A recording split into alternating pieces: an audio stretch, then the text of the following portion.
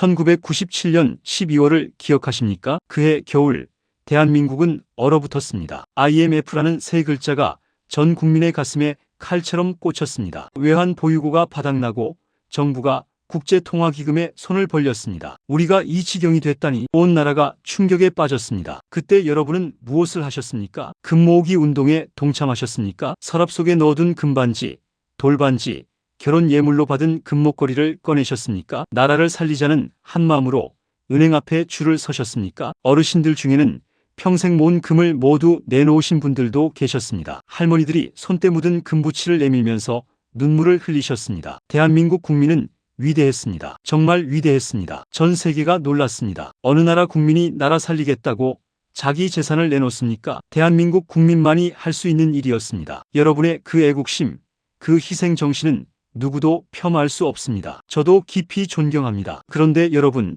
이제 냉정하게 질문 하나 드려도 되겠습니까? 그렇게 모은 금은 어디로 갔습니까? 그 금으로 누가 이익을 봤습니까? 여러분은 금값이 오를 때 되팔아서 이익을 보셨습니까? 아니면 그냥 나라에 헌납하듯이 넘기시고 끝이었습니까? 역사적 기록을 보면 금 모으기 운동으로 약 227톤의 금이 모였습니다. 당시 가치로 약 22억 달러, 어마어마한 금액입니다. 이 금은 어디로 갔을까요? 정부가 외환 보유고를 채우는 데 썼습니다. 나라 빚 갚는 데 썼습니다. 그리고 여러분에게는요, 아무것도 돌아오지 않았습니다. 나라를 살렸으니 됐지, 뭘 바라나, 그렇게 생각하실 수 있습니다. 숭고한 마음입니다. 하지만 저는 오늘 불편한 질문을 하나 더 드리겠습니다. 그때 금을 내놓은 사람들과 안 내놓은 사람들, 지금 누가 더 잘 살고 있습니까? IMF 외환위기 때 금을 내놓은 분들 중 상당수는 서민이셨습니다. 평범한 직장인, 자영업자, 은퇴자분들이셨습니다. 진짜 부자들은요, 금을 내놓았을 수도 있지만 동시에 달러를 사서 숨겨뒀습니다. 부동산을 헐값에 사들였습니다. 기업을 인수했습니다. 위기는 누군가에게는 기회였습니다. 여러분, 이게 불공평하다고 느껴지십니까? 맞습니다. 불공평합니다. 하지만 이게 현실입니다. 국가가 위기에 처했을 때 국가는 국민에게 희생을 요구합니다. 하지만 국가가 개인의 노후까지 책임져 주지는 않습니다. 국가는 국가의 생존을 먼저 생각합니다. 개인의 생존은 개인이 챙겨야 합니다. 자, 이제 진짜 본론으로 들어가겠습니다. 여러분, 지금 은행에 얼마가 들어있습니까? 통장을 펴서 잔액을 확인해 보십시오. 1억입니까? 3억입니까? 평생 모은 5억, 10억이 들어있습니까? 그 숫자를 보시면서 안심하고 계십니까? 내 돈은 은행에 안전하게 있으니까 걱정 없어. 여러분, 제가 오늘 그 믿음을 산산조각 내드리겠습니다. 은행은 여러분의 돈을 지켜주는 곳이 아닙니다. 은행은 맑은 날 우산을 빌려주고 비 오는 날 우산을 뺏어가는 곳입니다. 이게 무슨 말인지 설명드리겠습니다. 여러분이 잘 나갈 때, 돈이 필요 없을 때 은행은 친절합니다. 대출 받으세요. 금리 우대해 드릴게요. 우수 고객 모시겠습니다. 이럽니다. 그런데 여러분이 정말 돈이 급할 때, 어려울 때 은행이 어떻게 하는지 아십니까? 대출 회수합니다. 만기 연장 안 해줍니다. 죄송합니다. 규정상 안 됩니다. 이렇게 나옵니다. IMF 때 그랬습니다. 멀쩡하던 기업들이 은행이 대출을 회수하는 바람에 부도가 났습니다. 자영업자들이 가게 문을 닫았습니다. 직장인들이 하루아침에 실업자가 됐습니다. 은행은 자기들 살겠다고 고객을 버렸습니다. 그래도 예금은 안전하잖아. 예금자 보호법이 있잖아. 여러분, 예금자 보호법 아십니까? 은행이 망해도 예금을 보장해준다는 그 법 말입니다. 얼마까지 보장해주는지 아십니까? 5천만 원입니다. 5천만 원이요? 여러분, 5천만 원이면 충분합니까? 평생 모은 돈이 1억인데 5천만 원만 보장됩니다. 3억 모으신 분은 5천만 원만 보장됩니다. 10억 모으신 분도 5천만 원만 보장됩니다. 나머지는요? 은행이 망하면 그냥 날아갑니다. 에이, 은행이 망하기야 하겠어? 여러분, 은행 망합니다. 대한민국에서도 망했습니다. 1997년 외환위기 때 제1은행, 서울은행 문제가 생겼습니다. 2003년에는 카드 대란으로 금융회사들이 휘청거렸습니다. 2011년에는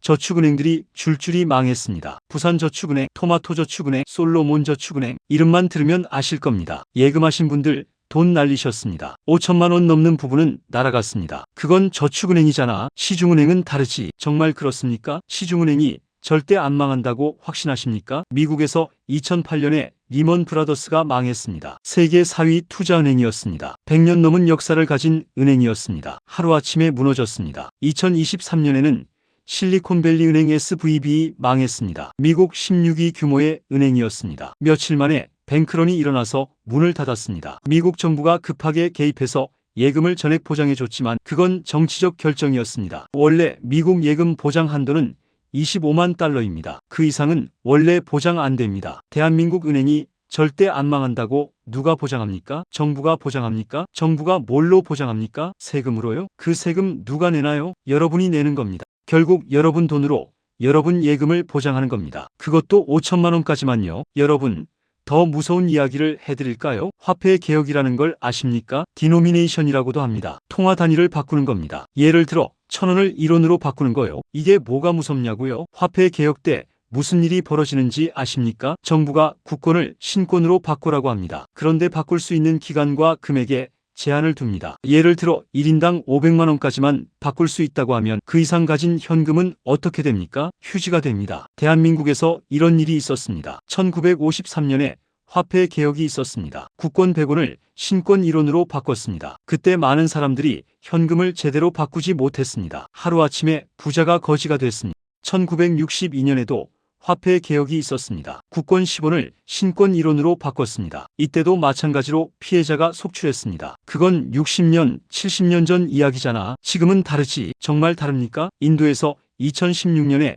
화폐 개혁이 있었습니다. 불과 몇 년 전입니다. 모디 총리가 갑자기 발표했습니다. 500루피, 1000루피 지폐를 폐지한다. 국민들이 은행에 줄을 섰습니다. 바꾸지 못한 현금은 휴지가 됐습니다. 현금을 많이 가지고 있던 사람들, 특히 노인들이 큰 피해를 봤습니다. 베네수엘라에서는 어떤 일이 있었는지 아십니까? 2018년에 화폐 개혁을 했습니다. 9볼리바르를 신볼리바르로 바꿨습니다. 10만 9볼리바르를 1신볼리바르로요. 그런데 이미 인플레이션이 워낙 심해서 신볼리바르도 순식간에 가치가 떨어졌습니다. 2021년에 또 화폐 개혁을 했습니다. 100만 신볼리바르를 1디지털 볼리바르로요. 정리하면 원래 볼리바르 기준으로 1조 볼리바르가 1디지털 볼리바르가 된 겁니다. 여러분, 1조 원이 1원이 된다고 상상해 보십시오. 평생 모은 10억 원이 1원도 안 되는 푼돈이 되는 겁니다. 베네수엘라에서 실제로 일어난 일입니다. 그건 남미 이야기지라고 하시겠죠. 20년 전 베네수엘라 사람들도 똑같이 말했습니다. 우리나라가 그렇게 될 리 없어. 대한민국 상황을 냉정하게 보십시오. 국가 부채가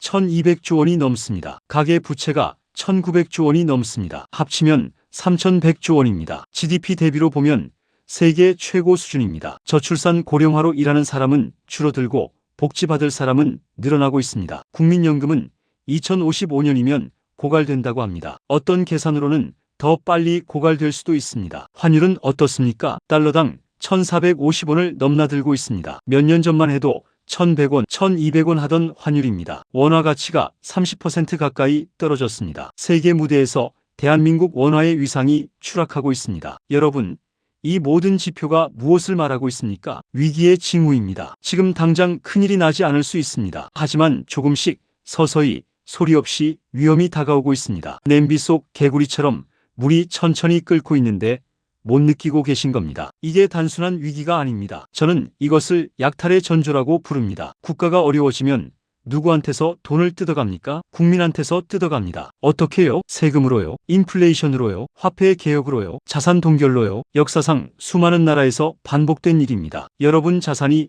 약탈당할 수 있습니다. 합법적으로요? 정부가 법을 만들어서요? 국가 비상사태니까 경제 안정을 위해서 이런 명목으로요. 그때 가서 이게 말이 됩니까? 해봤자 소용없습니다. 이미 늦었습니다. 그래서 제가 오늘 이 이야기를 하는 겁니다. 여러분, 은행 통장 숫자만 믿지 마십시오. 그 숫자는 허상일 수 있습니다. 국가가, 은행이 언제든 손뗄 수 있는 숫자입니다. 여러분의 진짜 자산은 아이지 누구도 손뗄 수 없는 곳에 있어야 합니다. 지금부터 그 방법을 알려드리겠습니다. 지금부터 두 사람의 이야기를 해드리겠습니다. 가상의 인물입니다. 하지만 대한민국 어디에나 있을 수 있는, 아니 여러분 주변에 실제로 계실 수 있는 분들의 이야기입니다. 첫 번째 인물, 김 회장입니다. 김 회장은 올해 75입니다. 평생 사업을 하셨습니다. 젊어서 작은 공장을 시작해서 수출까지 하는 중견 기업으로 키웠습니다. IMF 때도 살아남았고 2008년 금융위기도 버텨냈습니다. 사업가로서 성공한 인생이었습니다. 10년 전에 회사를 아들한테 물려주고 은퇴하셨습니다. 그때 가진 재산이 상당했습니다. 강남 아파트 2채,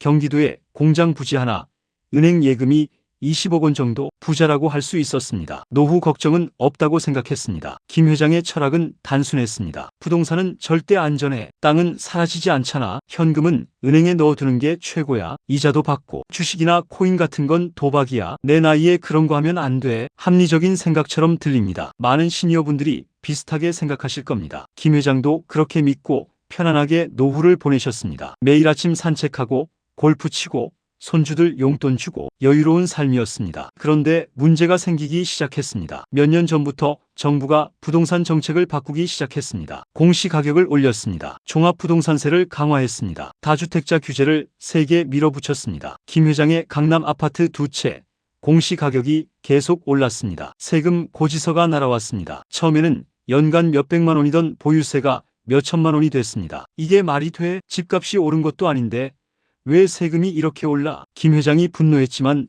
소용없었습니다. 법이 그렇게 바뀌었으니까요. 은퇴해서 소득은 없는데 세금은 매년 나갑니다. 은행 예금에서 이자 받아봤자 세금 내면 남는 게 없습니다. 건강보험료도 문제였습니다. 은퇴하면 직장 건강보험이 끊기고 지역가입자가 됩니다. 지역가입자는 재산 기준으로 건강보험료를 매깁니다. 김 회장은 부동산이 있으니까 건강보험료가 한 달에 100만 원이 넘습니다. 소득은 없는데 건강보험료로 연간 1,200만 원 이상 나갑니다. 여기에 상속 문제가 겹쳤습니다. 김 회장에게 자녀가 셋입니다. 큰아들은 회사를 물려받았고 딸과 작은아들은 각자 직장에 다닙니다. 김 회장이 돌아가시면 재산을 어떻게 나눌 것인가? 자녀들 사이에 미묘한 긴장이 흐르기 시작했습니다. 큰아들은 나는 회사 받았으니까 부동산은 동생들이 가지라고 합니다. 딸은 그래도 장남이 더 많이 받아야 하는 거 아니야?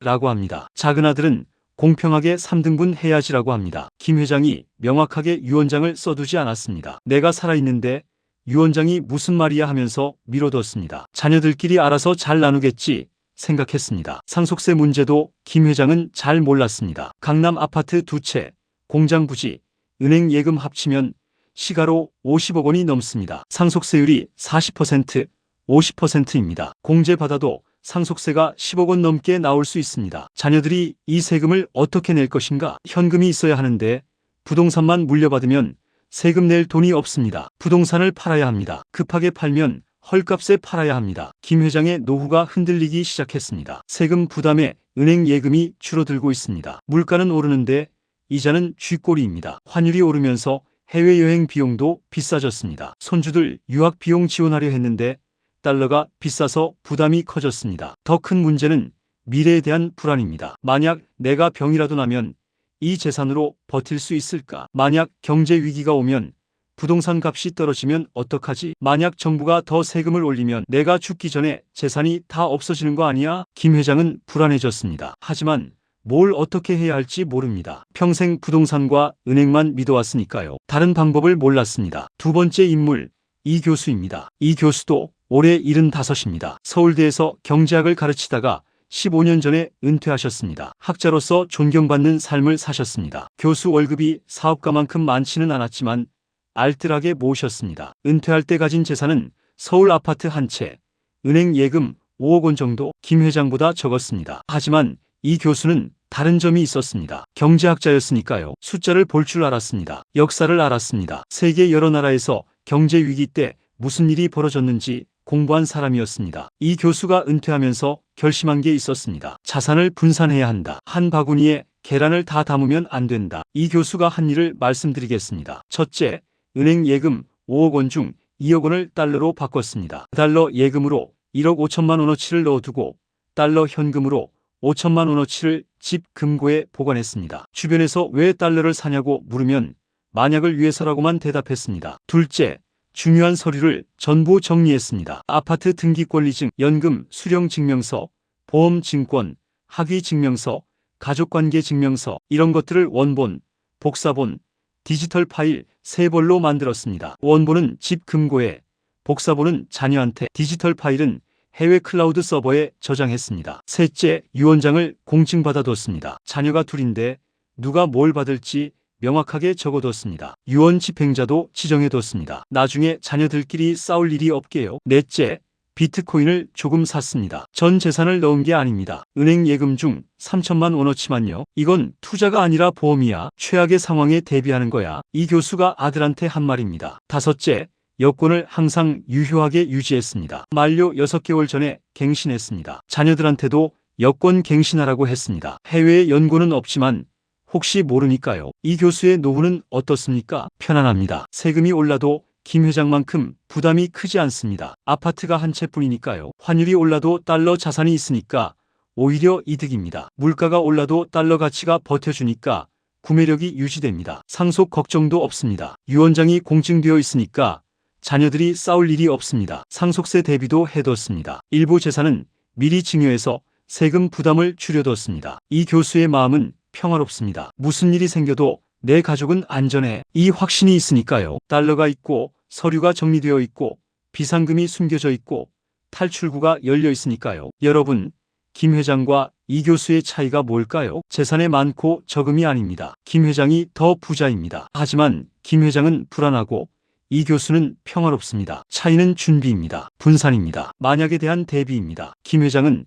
부동산과 원화만 믿었습니다. 이 교수는 달러, 서류, 디지털 자산, 이동권 4가지를 준비했습니다. 같은 나이, 비슷한 시대를 살았지만 노후의 질이 완전히 다릅니다. 여러분은 어느 쪽에 더 가깝습니까? 솔직하게 생각해 보십시오. 지금 가진 재산이 부동산과 원화 예금뿐이라면 여러분은 김 회장과 같은 상황입니다. 불안한 노후를 보내실 수 있습니다. 자, 여기서 더 무서운 이야기를 해드리겠습니다. 베네수엘라에서 벌어진 일입니다. 서류 미비로 재산을 몰수당한 사람들 이야기입니다. 베네수엘라 경제가 무너지면서 정부가 부자들 재산을 노렸습니다. 명목은 부정축제 환수였습니다. 세금을 제대로 안 냈다. 뇌물을 받았다. 불법으로 돈을 벌었다. 이런 혐의를 씌워서 재산을 압류했습니다. 문제는 혐의가 있건 없건 상관없었다는 겁니다. 정부가 마음먹으면 누구든 표적이 될 수 있었습니다. 표적이 되면 자산이 동결됩니다. 은행 계좌 접근 불가, 부동산 매매 금지, 출국 금지 이런 조치가 내려집니다. 이때 살아남은 사람들은 누구였을까요? 서류가 완벽한 사람들이었습니다. 재산의 출처를 증명할 수 있는 서류, 세금을 성실히 낸 증거, 계약서와 영수증 원본 이런 것들을 빈틈없이 보관해둔 사람들은 혐의를 벗을 수 있었습니다. 서류가 없는 사람들은요, 무고해도 증명을 못했습니다. 재산을 뺏겼습니다. 여러분, 이게 남의 나라 이야기 같습니까? 대한민국에서도 비슷한 일이 벌어지고 있습니다. 세무조사입니다. 특히 상속세 세무조사요. 부모님이 돌아가시고 재산을 상속받으면 세무서에서 연락이 옵니다. 자금 출처를 소명하십시오. 이겁니다. 부모님이 어디서 이 돈을 벌었는지, 세금은 제대로 냈는지 증빙 서류를 내라는 겁니다. 문제는 부모님이 돌아가신 뒤에 서류를 찾기가 어렵다는 겁니다. 어디에 뭐가 있는지 모릅니다. 부모님만 아시던 통장, 계약서, 영수증 찾지 못하면 어떻게 됩니까? 소명을 못하면 세무서가 세금을 더 매깁니다. 가산세까지 붙습니다. 억울해도 증명을 못하면 당하는 겁니다. 요즘 세무당국이 자금 출처 소명을 강화하고 있습니다. 고액 자산가들한테는 정기적으로 세무조사가 나갑니다. 부동산 거래하면 자금 출처 소명 요구가 날아옵니다. 계좌 이체 내역, 근로소득 증빙, 증여세 신고 내역 이런 것들을 제출해야 합니다. 서류가 없으면 합법적인 돈도 불법으로 의심받을 수 있습니다. 이 돈 어디서 났어요? 질문에 예전에 장사해서 번 돈인데요 라고 대답하면 어떻게 될까요? 증빙 있어요? 합니다. 20년 전 장사 증빙이 어디 있겠습니까? 증빙이 없으면요, 증여로 추정합니다. 증여세 내세요. 이렇게 됩니다. 여러분, 지금 장롱 속에 서류가 얼마나 정리되어 있습니까? 아파트 살 때 계약서 어디 있습니까? 20년 전에 주식 사서 번 돈, 증빙 있습니까? 부모님한테 물려받은 돈, 증여세 신고하셨습니까? 이런 것들이 다 연결됩니다. 나중에 상속 때, 세무조사 때, 자산 동결 때 터집니다. 베네수엘라에서 살아남은 사람들이 한결같이 하는 말이 있습니다. 서류를 정리해뒀더니 살았다. 대한민국에서도 마찬가지입니다. 서류가 완벽하면 세무조사가 와도 당당합니다. 상속 분쟁이 생겨도 법적으로 보호받습니다. 자산 동결이 와도 풀어낼 방법이 있습니다. 서류가 없으면요, 합법적인 재산도 지키기 어렵습니다. 자녀들한테 물려주기 어렵습니다. 정부가 손떼기 쉬운 먹잇감이 됩니다. 여러분, 김 회장처럼 되시겠습니까? 이 교수처럼 되시겠습니까? 지금부터 바꾸실 수 있습니다. 늦지 않았습니다. 이 교수가 준비한 4가지, 달러, 서류, 디지털 자산, 이동권, 이걸 여러분도 준비하실 수 있습니다. 지금부터 그 방법을 구체적으로 알려드리겠습니다. 여기까지 듣고 그래서 어떻게 하라는 건데?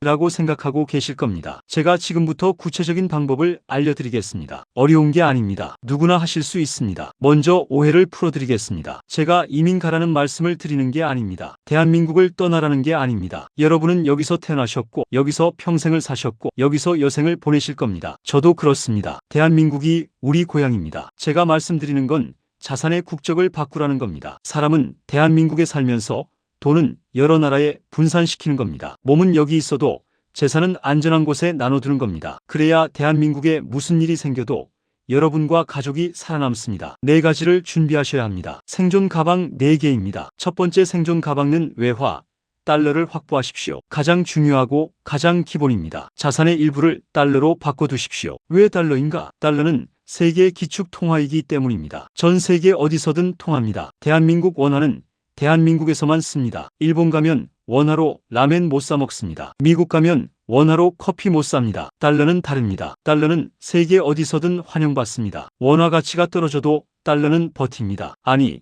원화가 떨어지면 상대적으로 달러 가치가 올라갑니다. 환율이 1100원에서 1450원으로 올랐다는 건 달러를 미리 사둔 사람은 원화 기준으로 30% 이상 번 거랑 같습니다. 달러를 어떻게 확보하느냐? 3가지 방법이 있습니다. 첫째, 달러 예금입니다. 은행에 가시면 달러 예금 계좌를 만들 수 있습니다. 신분증 들고 가셔서 달러 예금 만들고 싶습니다 하시면 됩니다. 인터넷 뱅킹으로도 되고 창구에 가셔서 해도 됩니다. 원화를 달러로 바꿔서 넣어두시면 됩니다. 한꺼번에 다 바꾸지 마시고 나눠서 바꾸십시오. 환율이 오를 때도 있고 내릴 때도 있으니까 나눠서 사시면 평균 단가가 낮아집니다. 둘째, 달러 현찰입니다. 이게 중요합니다. 은행에서 달러를 현금으로 뽑아서 집에 보관하는 겁니다. 왜 이렇게까지 하느냐? 은행이 문을 닫을 수 있기 때문입니다. 베네수엘라에서 무슨 일이 있었는지 아십니까? 은행이 휴업했습니다. ATM에서 현금이 안 나왔습니다. 인출 한도가 생겨서 하루에 얼마 이상 못 뽑게 됐습니다. 계좌가 동결돼서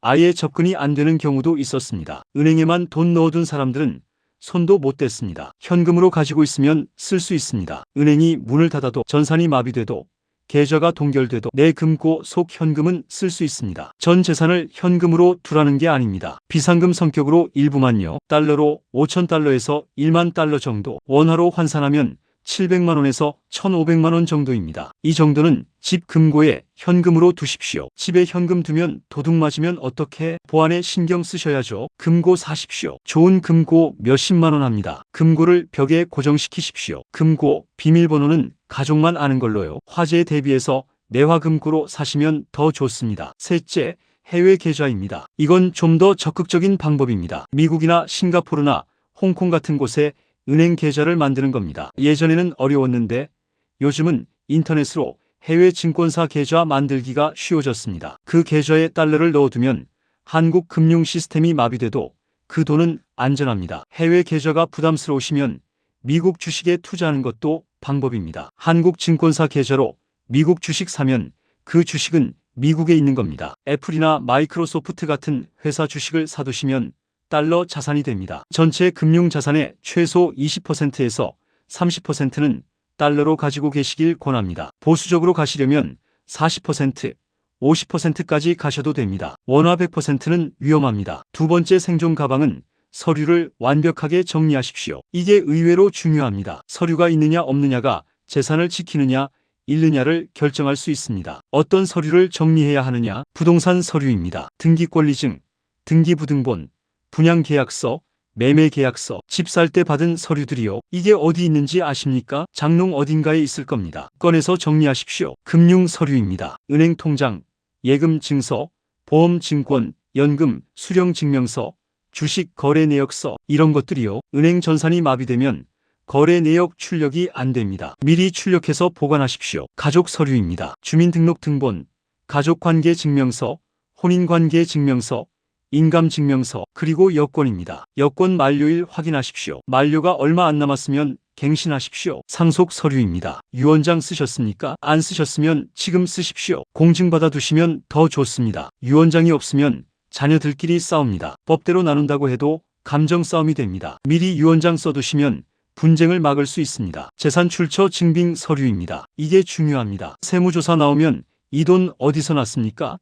라고 물어봅니다. 20년 전에 주식으로 번 돈, 30년 전에 사업으로 번 돈, 증빙이 있어야 합니다. 없으면 징계로 추정해서 세금을 더 매깁니다. 옛날 서류들도 버리지 마시고 보관하십시오. 이 서류들을 어떻게 보관하느냐? 새 벌을 만드십시오. 원본, 복사본, 디지털 파일. 원본은 집 금고에 보관하십시오. 화재와 도난에 안전한 곳에요. 복사본은 자녀분한테 맡기십시오. 비상시에 이거 필요하다고 알려주시고요. 디지털 파일은 클라우드에 올리십시오. 스마트폰으로 서류를 찍으면 PDF로 스캔됩니다. 이걸 네이버 클라우드나 구글 드라이브에 올려두십시오. 비밀번호 설정 꼭 하시고요. 해외에서도 인터넷만 되면 접근할 수 있습니다. 서류가 완벽하면 뭐가 좋으냐? 세무조사 와도 당당합니다. 여기 다 증빙 있습니다. 하면 됩니다. 상속 분쟁이 생겨도 유언장 꺼내면 끝납니다. 비상 상황이 와서 해외로 가야 할 때도 서류가 있으면 비자 받기가 수월합니다. 세 번째 생존 가방은 디지털 자산,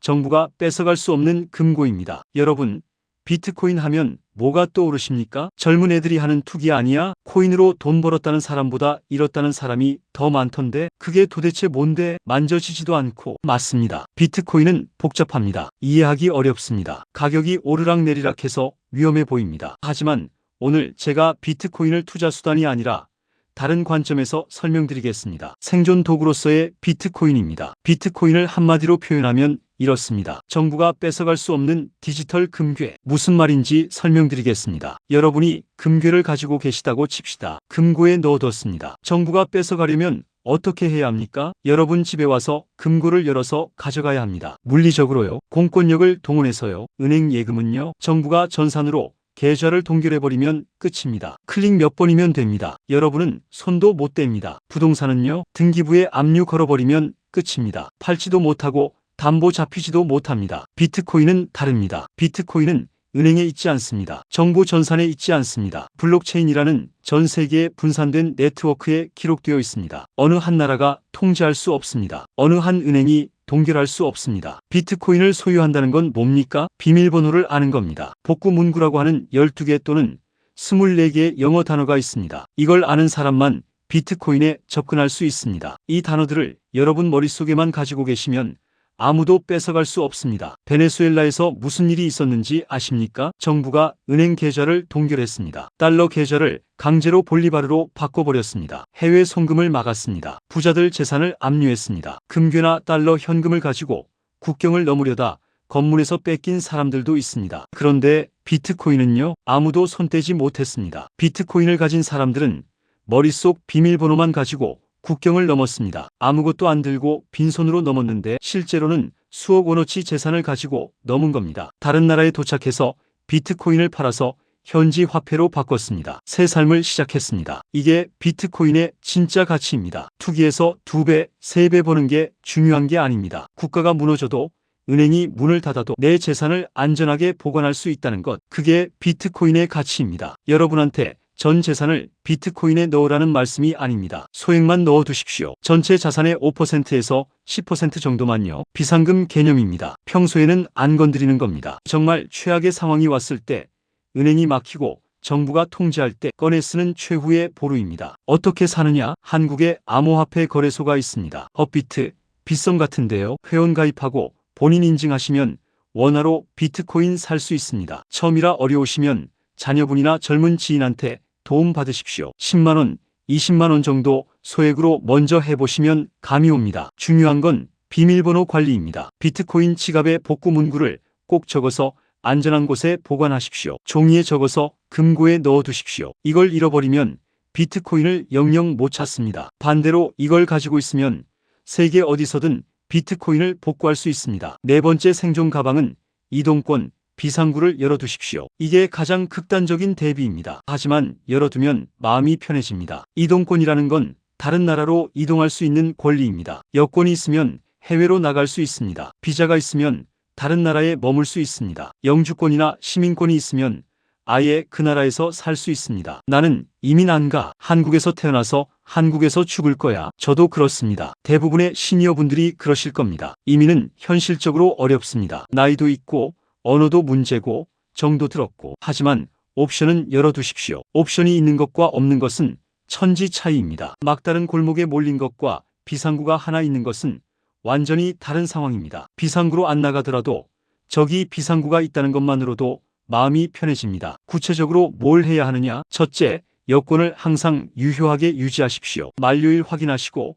만료 6개월 전에 갱신하십시오. 급할 때 여권 갱신하려면 몇 주 걸립니다. 미리 해두면 언제든 떠날 수 있습니다. 가족 전원 여권 확인하십시오. 배우자, 자녀, 손주까지요. 둘째, 해외에 연고를 만들어 두십시오. 자녀분이 해외에 사시면 좋습니다. 유학 보내신 자녀분 계시면 거기 연고가 됩니다. 해외에 친척이나 친구가 계시면 연락을 유지하십시오. 급할 때 신원 보증해 줄 수 있는 사람이 있으면 비자 받기가 수월합니다. 셋째, 은퇴 비자 프로그램을 알아두십시오. 동남아시아 여러 나라에서 은퇴 비자를 발급합니다. 태국, 말레이시아, 필리핀, 인도네시아 같은 나라요. 일정 금액을 예치하거나 일정 연금 수입이 있으면 장기 체류 비자를 줍니다. 물가도 싸고 기후도 좋고 한국인 커뮤니티도 있습니다. 지금 당장 이민 가라는 게 아닙니다. 알아만 두라는 겁니다. 정보를 가지고 있으면 선택지가 생깁니다. 정말 급한 상황이 오면 빠르게 움직일 수 있습니다. 넷째, 해외에 소규모 자산을 배치해 두십시오. 해외은행 계좌에 달러를 조금 넣어두거나 해외 증권사 계좌에 미국 주식을 조금 사두면 됩니다. 큰 금액이 아니어도 됩니다. 비상시에 외국에 도착해서 당장 쓸 수 있는 종잣돈 개념입니다. 여기까지 긴 이야기를 들어주셨습니다. 마지막으로 정리해 드리겠습니다. 4가지 생존 가방입니다. 첫째, 외화입니다. 달러 예금, 달러 현찰, 해외 계좌, 자산의 20%에서 30%는 달러로 가지고 계십시오. 둘째, 서류입니다. 부동산 서류, 금융 서류, 가족 서류, 유언장, 재산 출처 증빙, 원본, 복사본, 디지털 파일, 세 벌로 보관하십시오. 셋째, 디지털 자산입니다. 비트코인을 소액이라도 가지고 계십시오. 투기가 아니라 비상금입니다. 정부가 뺏어갈 수 없는 디지털 금괴입니다. 넷째, 이동권입니다. 여권 갱신하시고 해외 연고 만들어 두시고 비상구를 열어두십시오. 이 4가지만 준비하시면 됩니다. 어렵지 않습니다. 시간이 좀 걸리고 노력이 좀 필요하지만 누구나 하실 수 있습니다. 여러분, 제가 왜 이 이야기를 하는지 아십니까? 여러분의 노후가 걱정되기 때문입니다. 여러분이 평생 땀 흘려 모은 재산이 걱정되기 때문입니다. 여러분의 자녀와 손주들이 걱정되기 때문입니다. 설마가 사람 잡는 게 아닙니다. 설마가 가족을 길거리에 나앉게 합니다. IMF 때 그랬습니다. 설마 우리나라 가라고 했다가 당했습니다. 베네수엘라에서도 그랬습니다. 설마 우리 가라고 했다가 770만 명이 고향을 떠났습니다. 역사는 반복됩니다. 준비 안 한 사람은 당합니다. 오늘 당장 시작하십시오. 지금 바로 장롱을 여십시오. 서류를 꺼내십시오. 뭐가 있는지 확인하십시오. 정리하십시오. 내일 은행에 가십시오. 달러 예금 계좌 만드십시오. 달러를 사기 시작하십시오. 이번 주 안에 여권 만료일 확인하십시오. 갱신이 필요하면 여권 사진 찍으러 가십시오. 자녀분들과 대화하십시오. 아버지, 어머니 재산이 어디에 얼마나 있다 알려주십시오. 유언장 쓸 계획이 있다고 말씀하십시오. 불편한 대화일 수 있지만 꼭 필요한 대화입니다. 여러분, 이건 불안 조장이 아닙니다. 이건 사랑하는 가족과 자산을 지키기 위한 가장 현명한 보험입니다. 보험은 사고 안 나면 안 쓰면 됩니다. 사고 나면 생명줄이 됩니다. 제가 말씀드린 4가지 준비도 마찬가지입니다. 아무 일 없으면 그냥 달러 이자 받고 계시면 됩니다. 서류 정리해 둔 건 나중에 상속 때 편합니다. 손해볼 게 없습니다. 하지만 만약 위기가 오면 오늘 준비하신 게 여러분과 가족을 지켜줄 겁니다. 김 회장처럼 불안한 노후를 보내시겠습니까? 이 교수처럼 평화로운 노후를 보내시겠습니까? 선택은 여러분의 몫입니다. 하지만 선택할 수 있을 때 선택하셔야 합니다. 위기가 닥친 후에는 선택의 여지가 없습니다. 타이타닉이 침몰할 때 구명보트 탄 사람은 살았습니다. 대한민국이라는 배가 침몰하지 않기를 진심으로 바랍니다. 하지만 만약을 대비해서 구명보트는 준비해 두셔야 합니다. 그게 여러분 자신을 위해서, 가족을 위해서 해야 할 일입니다. 긴 이야기 끝까지 들어주셔서 감사합니다. 여러분의 노후가 안전하고 풍요롭기를 진심으로 기원합니다. 사랑하는 가족과 함께 건강하게 오래오래 사십시오. 그리고 오늘 들은 내용 잊지 마시고 꼭 실천하십시오. 지금 당장 장롱 속 서류를 꺼내십시오. 내일 은행에 가서 달러를 인출하십시오. 그게 여러분 가족을 지키는 첫걸음입니다. 감사합니다.